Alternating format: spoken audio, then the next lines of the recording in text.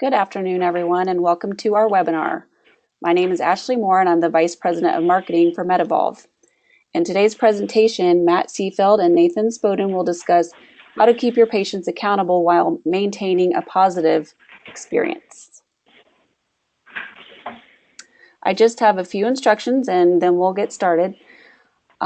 Everyone is in listen-only mode, and if you have any questions during the presentation, you should see a box to the right of your screen similar to the one shown here, and you can submit your questions there at any time, and we'll do our best to address them all at the end. If you don't see this question box, you can access it from the control panel that should be located in a tab at the top of your screen. Additionally, if you have any issues during the webinar, there's an option to raise your hand, and if I see your hand raised, I'll do my best to resolve any issues. So please submit your questions throughout the webinar. We will keep track of them and take a look at them at the end. And that's all I have for you to start, and now I'll let our experts take over. Matt? Thanks, Ashley. I'm not sure I'd say experts, but I appreciate the time. I know an hour is important in this day and age. In this case, probably collecting money from our patients, making sure that they're living up to their end of the bargain on the service model. So I'm Matt Seefeld. I'm the EVP of Operations. I oversee business development and marketing as well. I've been doing revenue cycle my entire career. Started in the consulting world with Stock Ampet Associates, Deloitte, PricewaterhouseCoopers, and then I started a healthcare analytics company, which I built up and sold in 2011. And I've been with MedEvolve for the last year and a half, working closely with the folks here. So definitely self-pay is something that's becoming more and more of a concern of ours because it's a concern for a lot of our clients. We built out a strong self-pay service line last year and continue to build that out and move it into more of the pre-collection point of service side of the arena. So that's something that is important as provider income continues to be more contingent on the patient paying the bill. So we're excited to have you all on today. It'll be recorded as well. I'm going to go ahead and hand it over to Nate to introduce himself, and then we will get started with the content. Nathan. Thanks, Matt. Really appreciate that. Yeah, so just a quick overview of my background as well. Been in revenue cycle my whole career, started out in management consulting, worked for one of the largest management consulting firms out there, Accenture, but really built my career on helping restructure healthcare organizations out of bankruptcy. And the main impact and the main driver there is revenue cycle. And you streamline that and sort of everything else comes together. But I ran revenue cycle for a 3-hospital system, which included a 500 doctor multi-specialty group. And with that, actually had some great experience on the technology side, getting to build out a practice management system from the ground up. And then sort of rounded it out with that management consulting for very, very large organizations. Accenture only does revenue cycle work for clients with $1 billion in revenue or more. So got to implement best practice with some of the top leaders in the industry. All right, good stuff. I'm going to go ahead and get us started. So topics for today, just some agenda here. We'll start with the problem. What we're here to talk about, obviously, is how do we collect from patients, but also maintain a service model that keeps references coming in and makes folks happy. So it is a fine line. We're going to talk a lot about technology and how that's enabled the pre-collect, point of service, and post-collect world on balances. And we will talk about accountability. This is a big component, right? It's looking at that pre-appointment, looking at how we prevent no-shows, which is a huge burden to clinics as well as to the bottom line, and just efficiency in general in planning. Look at financial clearance, also huge components. If you don't have financially cleared patients, you're at risk. Look at schedule optimization.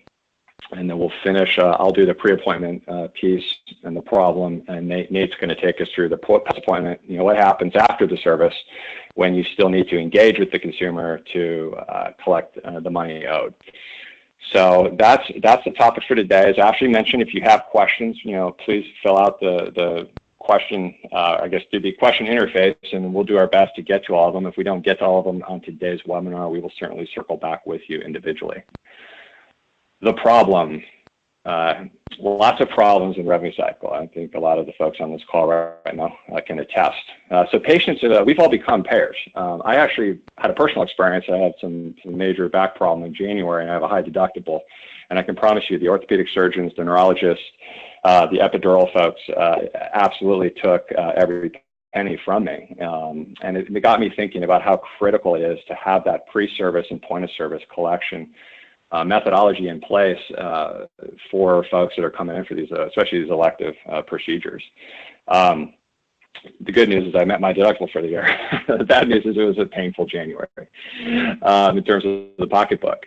So what is some of the things here? Patients as payers. So, the big thing is high deductible plans are becoming much more norm than they were 5 years ago, 10 years ago, and then we see that trend going upwards, right? So you have another set of individuals that are going to drive a lot of your account receivable, okay? So when you look at your account receivable in January and February, you're going to see a much larger uptick in self-pay after insurance than you did in years before, and that's only going to go up. So you've got to have strategies in place to try to minimize that, keep your balance sheet healthy, reduce AR days, reduce bad debt, etc. Communication preferences. How you follow up with a patient is different than following up with the insurance company. Right? A lot of the insurance company follow up. When I started my career, it was all sitting on hold for 20, 30 minutes waiting for a human. Now you can do a lot of that stuff online, right? Claim statusing online. With patients, it's a little different. There are some ways we're going to talk about around mobility that work. There's phone calls, outreach, statements as well. But there are different ways in which we communicate with the consumer to collect the balances. And that's really, I think something that we're seeing a lot of our clients start to segment in their revenue cycle practices is that, you've got your team of insurance follow-up folks, and they're trying to figure out now what to do with the on the AR side for the self-pay.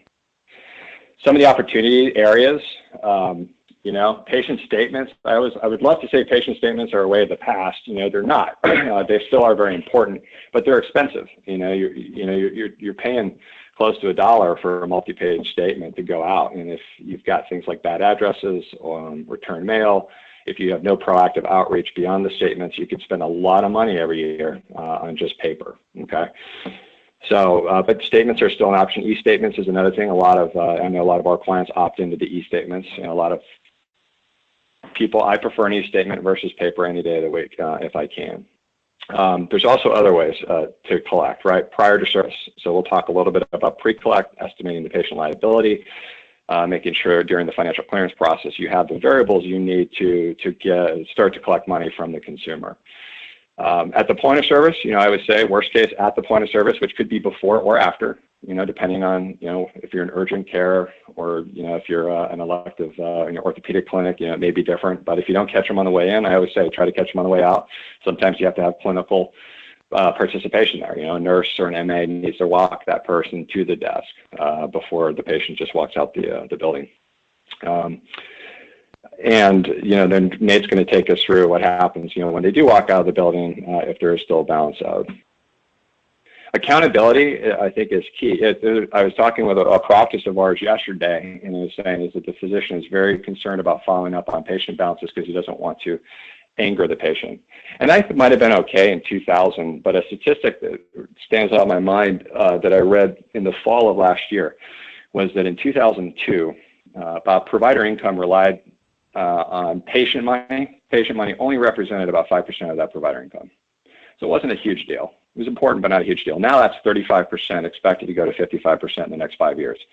So if you're not treating the consumer like a true retail consumer, you need to start thinking that way. And there is no hurt feelings. As much as I like to walk into a Whole Foods and say, I don't want to pay $8 for a salad, I'd rather pay $3 if they still charge me $8. I get frustrated. Jeff Bezos doesn't care, even though Amazon doesn't know, but I still have to do it. And the same with healthcare. What's important, though, is transparency. Is the more transparent you can be with the consumer, the patient, the better that experience is to be, from our experience. So I'd like to kind of have an idea of what I'm going to be owed. I had 2 epidurals done in January. One told me it would be about $2,000. The other didn't tell me, and it was $8,000. So there's a huge disconnect between those 2 locations, but I wasn't aware and I didn't know to ask the question.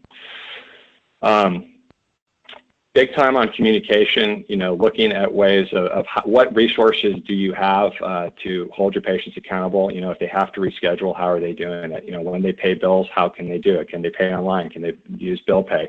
We're doing everything online now. We're depositing checks online. We're doing, social media online. We're doing everything online. So healthcare has to continue to be up there. And there's lots of cool vendors out there that do this stuff. So putting that vendor strategy together for your practices is important. And then I would say that the biggest thing that we still run into is just the demographic and the financial aspects. It's just making sure that, patients are changing health plans all the time. You got to re-verify benefits and eligibility every single time. You got to recheck demographics every single time. Prevent the return mail. Make sure you get the correct insurance billed on the outbound, and you don't have to do a rebill for no coverage on data service. So when we look at the solution, and I've gotten into some of the solution already, but the pre-appointment piece is important. So just some statistics here. 45% of physicians consider no-shows to be the biggest challenge in their practice. That came from our friends at MGMA. If you look at some national statistics, no-shows cost practice time and money with an average of 60 minutes wasted and $200 lost per appointment. That'll obviously vary depending on your specialty and the type of facility you are. With no-show rates as high as 30%, we're looking at a $150 billion problem. So we've definitely got to make sure that we're engaging with the customer so they don't miss their appointments. So how do we do that? The most effective way right now that we're seeing is just mobility. It's the text alerts. It's the automated phone calls. It's the reminders. I think we're going to talk later about millennials and how many times a day they check their phones. But the bottom line is we're always checking our phones, right? There's always supposed to be something cooler on the screen of our phone than what's happening in the outside world. So if we're checking our phones all the time, why not be reminded that you've got that doctor appointment coming up tomorrow? They can reduce no-show rates by almost 50%. Which is huge, given the statistics of what happens when no-shows exist on the prior slide. Researchers surveyed over 50 million patients in 2016. 95% of those who received a text message reminder actually showed up for their appointment. Makes sense. So that's another reason. If you don't have that embedded into your workflow, you need to look at that. Payments. We pay, how many different ways do we have to make payments now? When you start looking at self-pay AR, there's not only a lot of options before the service or at the point of service, but there's a lot of mediums at which we can deploy to make it easier and more consumer-friendly for the patient. You can collect the money obviously up front. You've got credit card on file capabilities. Hopefully, where you store the payment, you can debit against that credit card as they come in for services. And then you can also do prepays.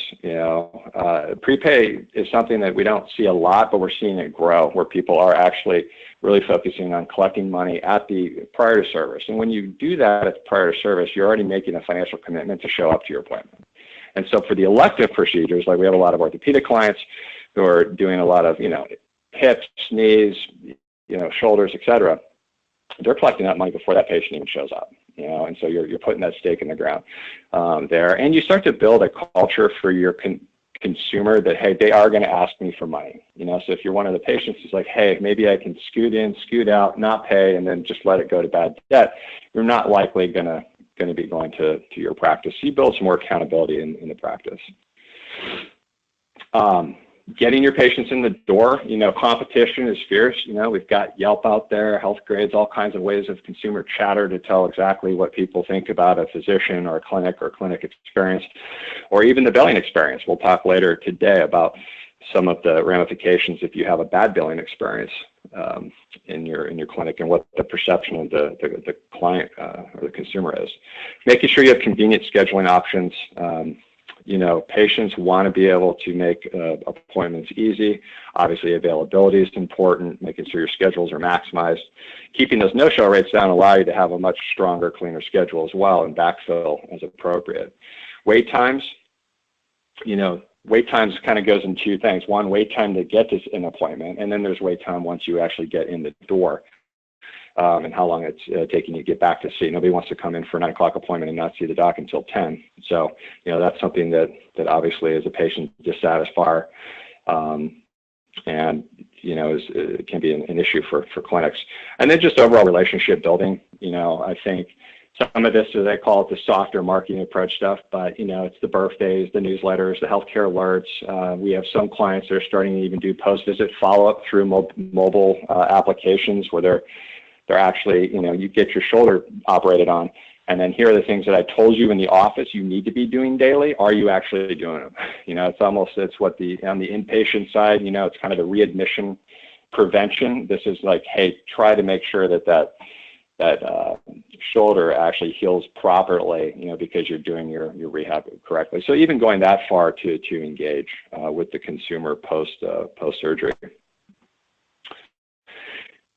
My favorite piece is financial clearance, mainly because when we see our first pass denials, it becomes more and more.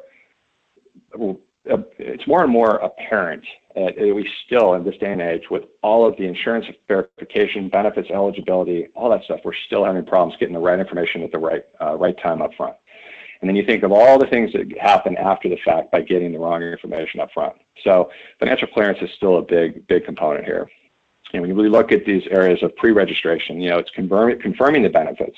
It's double checking that they're eligible. It's making sure their demographics are up to date and accurate. In RPM, you can do this automatically, you can do it on demand, but this stuff can be done days in advance of the appointment. Worst case scenario, it can be done at the point of service and should be for sure. I always say, ask for contact insurance information at every visit. Double check when they check in. I don't normally say, hey, do you still have Blue Cross? I say, what insurance do you have? Make them be proactive. What address do you live at, right? And make them say, I still live at Mockingbird Lane. So you're putting it back on the consumer, because remember, you get the wrong information there, you're going to build in your wrong insurance, you're going to have the wrong address on file, statements are going to go to the wrong address. We've had some clients where statement never got to this patient. They ended up in collections. The credit score got hammered, and they never even received a notification that they owed money. So nobody wants that. So it's important to do the verification process there. When you do come across bad information, get that back to your consumer as quickly as possible. Make sure that patient knows. And honestly, there are people where if you can't get the right information, it's not coming back, and you've got some decent procedures that are going on, you reschedule that patient. It is a business now. Remember, 55% provider income is going to come from self-pay in the next 5 years. So that 55 cents on the dollar, means a lot. And if you don't have a financially cleared patient when you do your procedure in the office or in the ASC or whatever setting you do, you're putting the company at risk. There's lots of patient estimators out there. We do we have a couple partners in this space. They've come a long way. There's still a long way to go in terms of fee schedules and how that interacts, making sure the right insurance plan is taken into consideration. But at the end of the day, it can get you pretty close to what a patient will owe based on the CPT code. And you can even use historical data to look at that as well as to what we feel that the patient will owe. But I think it's important for us to be more transparent with the consumer on what things are going to cost, since they're going to owe so much more of the bill. It's frustrating when you get a huge bill. For me, at least, it's frustrating to get a huge bill and not realizing, geez, one, I didn't ask how much it was going to cost because I'm not in the mentality of thinking that way yet, but now I am in the mentality. So before I even, at the point of scheduling, I'm asking, what are these things going to cost? What's your charge master? Say this is going to cost. So transparency is key. You don't want sticker shock. You also want to put the control in their hands as well, because there are some patients will be like, I can't pay that right now.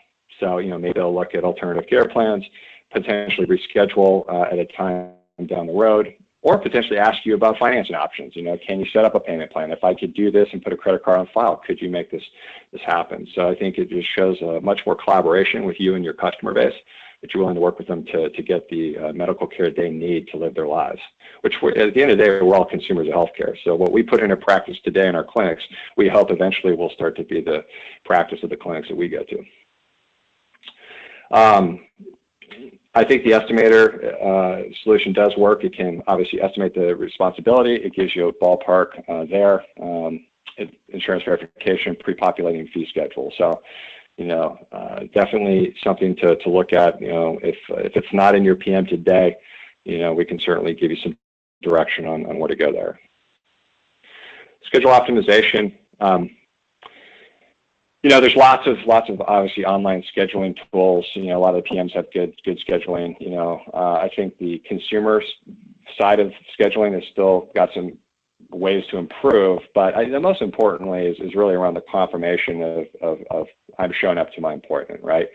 Is that if you're highly engaged with your consumer, they're going to show up to their appointments, right? It's going to cut down call volume, if you have good online scheduling capabilities, if you can schedule through mobile device, and anything that prevents a phone call to the business office is a good thing, as long as the consumers are happy. And I think with this new generation, especially with the millennials, they prefer to do that. The millennials, I can say this because I'm not one, they don't really want to talk human to human. They want to talk to their phone, right? They want to talk to their smartphone. So, why not?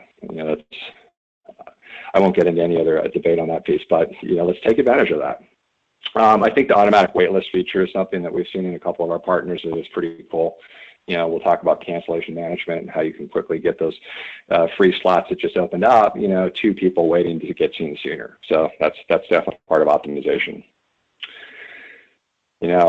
Cancellation fees, money talks. I was at a doctor this morning, and I was sitting there checking out while he was shaking me down for my money, all my money that I owed. And looked at his big sign on the wall that said, if you cancel an appointment, you're going to be charged $25. And that's within 24 hours. That was his. But again, this is all about efficiency, and you're running a business, and you got to start operating like one. So, I would definitely think about that. If patients know they're going to get charged a cancellation fee, 24 hours in advance, then, they may think twice. Now, if emergency happens, then obviously, you make a judgment on how to go there, but it puts more accountability back on the patient. What to charge. I mean, like I said, my doc charged $25. I've been dinged twice for that. I think that's really up to the clinic. Follow-up's important. I think when people do miss appointments, you got to follow up, and figure out, what happened. What do we want to reschedule? So I don't just continue to move on. I think, again, a lot of the consumers, they want to feel like, that you're there for them, and if things happen, life happens, and they had to cancel, or they just didn't show, that you need to figure out, why and how you can get them back in.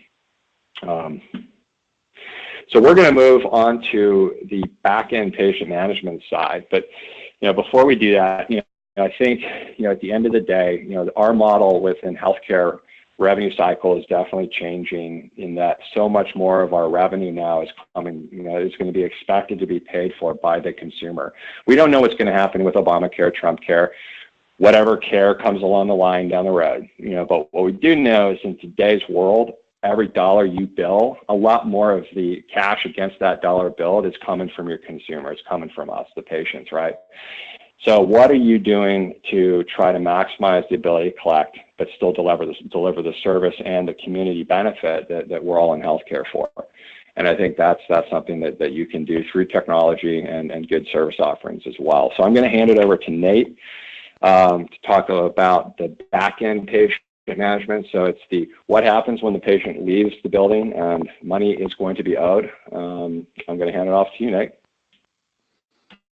Thanks, Matt. Really appreciate it. And that's a great point. I mean, more and more money is transferring to patient responsibility, and we sort of have to set up our model to handle that. So when I think about the back end, you have to start to think about the back end actually before the patient leaves the office. And you want to, like Matt mentioned before, you want to think about adjusting your workflow where you implement, what you would consider a checkout process. And you can even start with, the PA or the NP or a nurse or a doc, walking that patient out and sort of initiating that financial conversation. Even if it's a mild discussion, just to start that conversation off, it sort of starts to resonate in the patient's mind. And then when you think about the checkout process as a whole, you're doing all the same things you were doing on the front end, but it's sort of a triple check, and you're doing whatever you can to verify information. You're collecting any remaining balances, doing everything you can to update your system, because the way you have to think about it is this is going to be your last face-to-face interaction with the patient, before you have to resort to statements or calls, or in some instances collection agencies actually getting the money from your patients. One thing that you want to think about, though, as you think about the checkout process, is you want to begin to think about letting the patient know what your billing process actually is. I mean, most patients don't know when they're going to get a statement, if they're going to get a statement, if you use collection agencies, if you're going to call them, or what your process is. So the more transparency you create, going back to Matt's point, helps the patient just understand what's going to happen when they leave. They are going to get calls, they are going to get letters, or you do use collection agencies, whatever it might be. So they don't think they can just sort of walk away and the balance is resolved at that point. And that all helps with patient satisfaction at the end of the day. So when you start to, when the patient leaves the office, you've sort of lost that face-to-face interaction, and maybe you've built some really good rapport with that patient at the office through your front-end staff, through the interactions with the physician, through your checkout staff, for example. But again, that patient's no longer face-to-face. So you're sort of relying on your billing experience in and of itself to continue a positive sort of experience for that patient. And that's why, positive experiences through the billing process become so much more important. What they lead to is they lead to loyal patients. I mean, patients are going to return. Going back to Matt's point about, patients are consumers now. They're shopping around. There's so much competition. So it's not only just important to create a positive experience in the office, but also have that positive experience, everywhere. I mean, it's not just the experience in the office, but it's the office itself. It's, the technology you use, the ease of, scheduling, and the ease of, even canceling appointments or whatever a patient might do, but then also on the back end through the billing process. And just with that, I mean, a bad billing experience in and of itself is going to completely negate all the effort that the staff and the physician put into building that relationship on the front end. If a patient has a great experience in the office and then is sent a bill 60 days later and, maybe, just can't afford to pay it at that point, or whatever happens, they're not going to remember that experience they had at the office. They're going to remember the experience that is the billing experience itself. And as you can see here, I mean, we have a great statistic that, happy patients are going to pay, but patients who are dissatisfied with the billing process aren't going to pay. And that's just going to leave more money on the table and resort to, again, a bad experience, and patients aren't going to be coming back. So thinking more about the billing experience, you want to sort of initiate that billing experience by keeping the patient top of mind when they leave. So you want to do everything very timely. You want to get those patients out the door immediately, because you do have instances where mail is going to be returned. You have to call the patient. You have to get an updated address for them. And there's a whole process around managing that. But again, the more timely you are with communication with the patient, the happier they're going to be, and the more likely you are to be able to resolve that balance. I mean, you think about the first 45 days of interacting with your patient, those 45 days are the most important. Again, getting returned mail, updating your system, getting that bill in that patient's hands, because what happens after that 45-day period is, again, patients start to forget what happened in the office, and patients forget about even the services that they had rendered, and they start having other bills pile up. And again, in today's day and age, I mean, medical bills are the last bill. So the sooner you get it to them, the more likely they are going to remember that experience they had, and more likely to actually pay that bill. But with that, we think about being timely in communication. We think about, getting stuff out to them ASAP. But again, how are you communicating further with your patients from there? Nate, one thing I'll say, I keep hitting on the bad addresses, but, I can remember years ago in doing hospital turnarounds where we would sit late at night going through return mail, just going through return mail after return mail, and ticking and tying it, trying to figure out what percentage of outbound mail was getting returned, et cetera, and put a financial risk number there. I am still seeing a lot of that even within our client base. We have revenue cycle clients that still have such a large amount of return mail, and you start to run the numbers there. I mean, 60 to 80 cents on the dollar for that first page, plus another 20 cents or so for that second page. and then the human operational time, and then the risk associated with it. I mean, it starts to become just very scary, that we're not doing it. And that's where the verification of financial clearance stuff that I talked about earlier is so important. You gotta make sure that these patients have the right address in place for their own sake, and they need to understand the importance there as well. So I can't stress that enough. It seems simple, but it's still not even in 2018. It's a seven-figure issue, when you start to look at it globally. So. Absolutely, Matt. Agree 100%. And, just another process that you can't, your staff's already burdened, trying to handle a million things and just tacking that on. If that becomes a project in and of itself, it's one of those things that's going to just sort of get pushed to the wayside. And that means just leaving money on the table. But again, just moving forward and thinking about, how do we become effective in our communication with patients? Reaching patients is hard. Sometimes we can't even get them statements. We think we have the right address, but that's not always the case. But no matter what, if you're sending a mailer or making a phone call, no matter what, it's difficult to get in touch with the patient and keep that communication moving forward. One of the things that you can even think about is, as you try to reach patients via phone calls and even, doing that within your office, you start to think about what we like to call the 10-10 rule, which is, 10% of the patients that you call, you're going to connect with. 10% of those people are going to be the right party. And then even when you do connect with the patient, only 10% of them are going to be willing to pay. So even if you are getting in touch with someone, it's just, that whole workload of managing, outbound communication, it becomes a project in and of itself. So you have to become really strategic in what you do. And again, taking a step back, you think about everything you're doing on the front end, you start to think about the stuff you're doing on the back end, and you build out an operating model specific to managing patient AR. And it's so important. All the bolt-on services, and whether you're making calls on within your team, or you're implementing that checkout process, you start to have to really build out your processes for patient AR as a whole.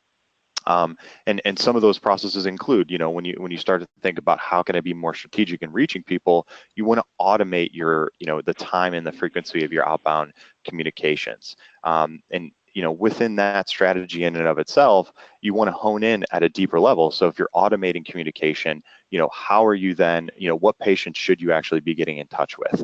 You want to, for example, be calling patients that have the highest balance, and you want to start looking at accounts that, are newer accounts, on top of the aged ones. If you're calling people where their balance is 3 years old, you're less likely to be receptive to them.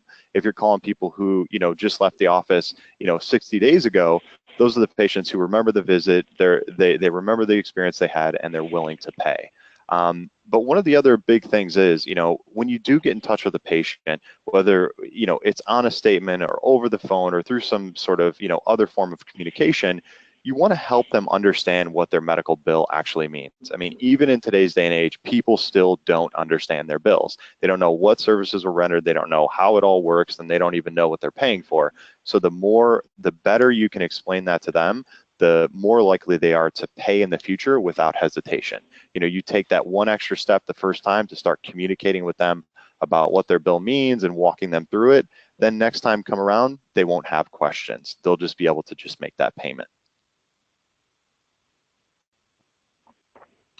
Yeah, the 10-10 rule, Nate and I joke about that because the thought of having a human just start dialing for dollars is just, it's not there. The FTE cost is far too high to do it. So when we developed our self-pay service line last summer, we went straight for the, artificial intelligence driven computer system, let the computer do the legwork. And then when we do get it connect, then we start the process of collecting that money. But you think of those millions of dollars for some of our clients are sitting out there aging at self-pay. And if the model's right and 55% of that income is going to come from the consumer going forward, those numbers are just going to go up higher and higher and higher, which is going to in turn infect that balance sheet in a very negative way if you don't have good ways of collecting at the point prior to service, or as Nate's talking about, much more strategic on getting it after the patient leaves. So, it's we got to fight for every dollar at this day and age. We really do, and we have to put these processes and technologies in place now to plan for what's happening. Literally every day now going forward. Absolutely, Matt. Absolutely. As you start to think about satisfaction in the billing process and again being effective in your communication, you really want to and have to in today's day and age start to go digital. I mean, you want to start to talk to your patients through, um, channels that they're actually receptive to. I mean, obviously using things like text and email communication is just going to be, your connect rate is going to be much higher than, someone manually sitting there trying to actually make calls to patients. With that though, what digital communication allows you to do is it allows you to again go a level deeper. So you start to think about things like, how do I personalize communication with who I'm speaking with? So if you're texting or emailing your population, you implement those tools. Again, taking it to that next level means targeting, millennials differently than you're targeting, people over 60, and not only just how you're communicating, but what form of communication you're using. When you think about, Matt, actually, if you could just go back, one other quick point here is, when you're thinking about creating sort of your operating model and personalizing that communication, you want to track your interactions, because tracking interactions is going to help you understand how effective your outreach to your different populations is. And then you're going to be able to build sort of an operating model in your outreach that works for your population, because there's no one size fits all. Text and email might be great for your younger population, where statements and calls might be, great for, your older population. But again, you have to sort of look at the turnover as well. You look at your conversion rate through your actual, means of outreach, and then that will again let you hone in and really build a strategy around, effective communication. To Matt's point, last point here is, I mean, look at how often millennials check their phone, 150 times a day. I mean, and what's funny is people like to get notifications on their phone. So if they're getting text and email, you're going to hit them right there, and they're looking at their phone right there, and it's going to be that simple bill reminder or whatever else it might be.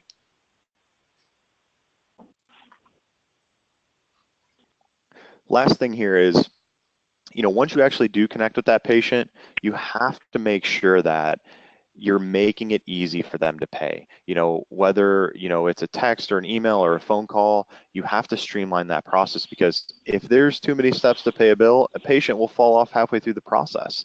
And there goes your payment, and you don't even know that they had a bad experience going through the process. So you have to sort of put yourself in your shoes and test your processes, test how easy it is, to use your online bill pay, test the forms of payment that you're accepting, and sort of step out of your shoes for a second and see how the patient's looking at it. But again, generally reduce the steps, make it easy for them to pay, simple things like, creating links from your digital communication straight to your online bill pay. And then again, just offering things like payment plans, and make it easy for those patients to set up payment plans. Provide things like care credit applications, and just generally offer them, a variety of means to pay, and let them know of the option. So I know one of the ways that, I'll pay my bills is just setting up bill pay through my bank. And some patients don't even know that option exists. It just, makes it a lot easier, if there aren't alternatives that are easier than that. But generally, take a step back, put yourself in their shoes, and again, just think, what is the easiest way, or how can I make it easy for my patients to pay their bills?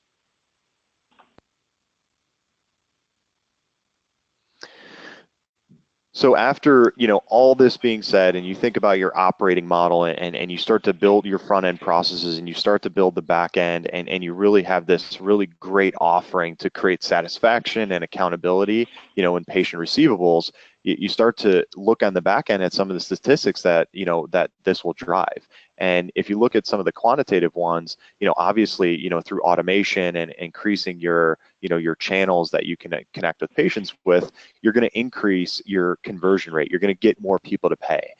You're also going to reduce your cost to collect. So if you have a team of people calling patients versus using, automated calls and digital communication, your cost to collect is going to be much higher. So you start to look at, these offerings and this model, and how it actually reduces your costs overall. It obviously is going to reduce days in AR, eliminate unnecessary bad debt, and then just overall increase the amount that you're collecting. I mean, that's the ultimate goal. We want to, reduce our AR. We want to collect more money from our patients, and we want to do it sooner. some of the qualitative stuff that all of the stuff we're talking about is going to drive is you're going to obviously increase the number of connections that you have with your patients, and those are all going to be positive connections. I mean, again, you're thinking about that patient satisfaction in the billing process and keeping patients and driving them back to your practice. You're going to also, again, just overall thinking about patient satisfaction in the billing process. They're now looking at everything, and if you have a good experience of the billing process, it's going to improve satisfaction and, again, drive more people, to you at the end of the day.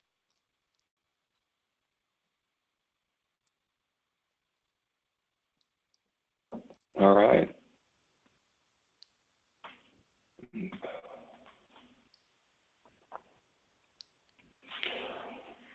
Well, as we start to look at the summarization of this, I think, we've talked about a lot of different things today. We certainly appreciate everyone staying on for the webinar.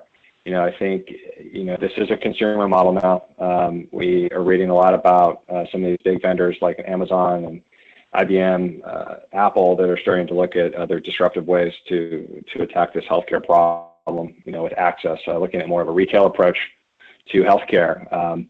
But with that, comes a lot of the confusion from our side. I'd say our, because we're all consumers of healthcare. So, anything we can do to create transparency on what someone's going to owe for the services they're thinking about purchasing, provide good means at which to pay for those services, reasonable means, leveraging technology since we're all moving quickly in the technology age. And then, after the fact, is having ways to make sure that we're able to reach the consumer timely so that they understand their bill. There's nothing worse when we do some of these self-pay age projects, these work downs. You're calling someone, it's 2 years since they've been to the clinic on a balance, and it's tough. They still owe the money, but it's like, well, where were you 2 years ago, right? So we get asked a lot, like, well, how soon do you engage after the point of service to collect? I mean, we've got some clients that are doing it 7 days. And I don't think it's unreasonable, I mean, when that balance is due, the balance is due. So, you be as aggressive as you want, and your office will manage, but we all expect to get billed. We may not want to get billed, but we all expect to. So I think that's, simplification, looking at ways to automate, no need to have humans trying to make outbound calls, on the back end. It just doesn't add up. It doesn't make sense economically. So lots of stuff, that's coming out. I'm pretty excited personally about all the retail aspects of healthcare, being able to look at different pricing, transparency, looking at quality, being able to bring those two variables together. When you're starting to shop for healthcare, it's going to start to really impact, all of our decision making, especially when we owe much more of the bill than we did before. So I hope, personally, that there was helpful today. We'll definitely, I'll hand it back over here to Ashley for any additional housekeeping items, questions. Will this be available, et cetera, et cetera. But thanks again for your time. We appreciate it. We continuously strive to put out more content, more webinars, as we see fit. So we appreciate you all joining. Yes, Ashley, absolutely. I'll hand it back to you. All right. So we did have a couple of questions, but mostly it was about, will this be available afterwards? So I will be sending out the recording as soon as it's ready to go to everybody that registered. And so you can watch this again whenever you need to or would like to. And I'll also be sending out the slides. So, so let's see. What are you doing for appointment reminders, and do you offer this service? So I guess that's what is MedEvolve doing for appointment reminders. Sure. So we continue to support, I call some of the larger box vendors. So we'll set the files up for, Televox or Solution Reach. But we are in the process right now of starting to do integrations with what I consider a little bit more cutting edge, nimble companies that are doing more than just a reminder. So if you're interested in that stuff, reach out to me. I know there's been some questions today about what we're doing around that, but definitely reach out to our sales organization, and we can talk to you about who we're integrating with and all the cool stuff we're going to be doing on the patient engagement side as we look at 2018 and beyond. Okay. And so I guess, that's the same question was asked about text reminders and email, the email marketing, yep, and that type of thing. So, that covered those. Yeah, all that stuff. You know, cancellation management, even scheduling. So we're moving. We're definitely moving fast in that direction. Okay, great. What is the best way to store a credit card securely? So for credit card on file. Nate, do you want to take that one? I'm not sure my credit cards are secure. I'm gonna double check. Yeah, absolutely, absolutely. I mean, it's really going to depend on, you know, what you have set up today for processing credit cards, and if there is the ability to store it. Definitely don't write them down on paper and put them in, you know, the front desk's top drawer. But I think that, you know, it depends on the vendor you're working with and the application you're using. You know, the PCI compliance is pretty standard among vendors that actually will store that type of stuff. So you want to just sort of make sure that they check that box. And then for you individually for storing, again, it's I would say use your best judgment in that regard, but typically the best thing to do is going to be using a third-party application or something that's going to allow you to ensure that, you know, the security of your storage of those credit cards. Because what it comes down to is accessing the information. You want to make sure that the data is encrypted. So you just start to get into some technical stuff when you think about storing credit cards on file. You know, the numbers and the names and all that stuff has to be encrypted so that someone can't just open a file and, you know, see every patient you have stored. That's why I say, you know, using a third party is probably your best bet to ensure not only PCI compliance, but just security, you know, for your practice. Makes sense. And if you're using, I would just add to that. I mean, you know, our partnership. You know, we have full integration with a partner on the payment side, and so they do all that secure credit card on file auto debit already. So that's definitely if you're not using, you know, someone that does it, you're trying to do it, you know, yourself. You know, you definitely want to make sure that any of those manual processes are looked at. You know, that Nate talked about. So. Okay. There's just one more question. So if anybody else that's still on the line has any questions, feel free to submit them. Otherwise, it's just another one around what we offer. I know we went over a lot of things in this webinar, not necessarily everything that MedEvolve offers, but it's definitely for a lot of best practices and stuff. But the question is, does MedEvolve offer a patient estimator? So yeah, yes, we do. So we're right now working with a company to integrate into the PM, you know, patient estimator. They actually have their own estimator solution. We're currently using them for the payment processing piece, and we'll be doing that this year. So it's important. There are definitely, as I mentioned during my portion of this call, there are a lot of companies out that tout doing it. You know, you need to really make sure you pick and choose wisely, and all the variables that these companies are using to really get to a good estimate for that patient, so you're not under or over collecting consistently. But again, you know, if there's interest there, you know, reach out and we'll certainly have those conversations. Definitely. I have that client's name. So I think that's all the questions that we have for today. So, well, thanks again, everybody. We appreciate it. Yeah, we appreciate everyone's time. All right.